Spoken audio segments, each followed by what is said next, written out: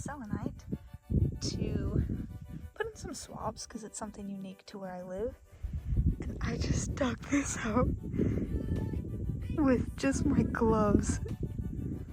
Oh my gosh, left a major hole, and some of it fell off. Like there's still more. Like it keeps going, but this is stunning.